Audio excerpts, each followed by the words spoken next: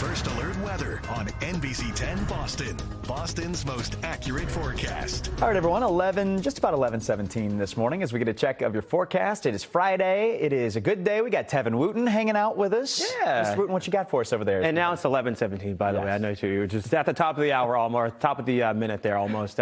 Yesterday was a rocky day across the West Coast, across the East Coast. Of course, we had our first measurable snow of the season, and look at what it did. The snowpack right now across portions of Middlesex County and Worcester County, right around 1 to 2 inches of snowfall, tapering off closer towards Metro West and into the city of Boston. Back towards the west and northwest, that's where the bulk of the snow was, 5 to almost 10 inches of snow in pockets. That system is now off across portions of the east and northeast. It's gone. It's not coming back, but our chance of snow will be back in really just a couple of hours here. This is Sunday morning.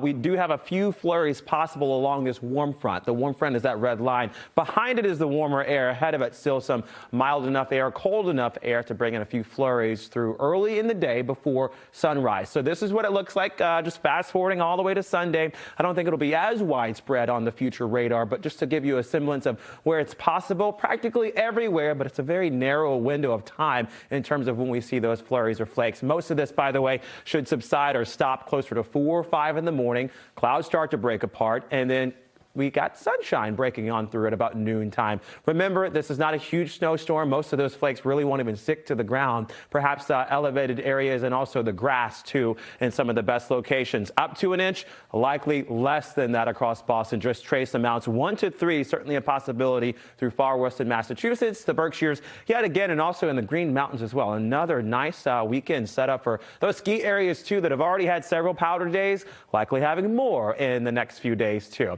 Dorchester's right now is at about 31 degrees with winds out of the west-northwest for everyone through Quincy and JP. Hopkinton in the upper 20s right now. It's a bitter blast of cold air that we've got. At the very least, it's sunny, so if you're standing out in that direct sunlight, it may feel just a little bit warmer than the teens, but even across Cape Ann and Lynn and Gloucester, too, those feels like temperatures really dropping off at about 4 or 5 after the sun has set. Tonight, air temperatures are down to 23 degrees. Our wind should relax a little bit, so down to 12 miles an hour. And not 22 miles an hour like today. If you're traveling across the northeast tomorrow, I think overall, the closer towards the coast you are, the better. If you're headed up towards the mountains, there's more snow coming in through Burlington and places like Bolton Valley alike on Sunday and Monday. That holds true. Just remember, when you see 40 degrees at Mount Washington, that's not at the summit, that's at the base. Temperatures at about 40 on Sunday. We do have milder air on the way for everyone next week, but that also introduces another chance of rainfall Monday evening. Broken line of showers rather Monday evening and Monday night.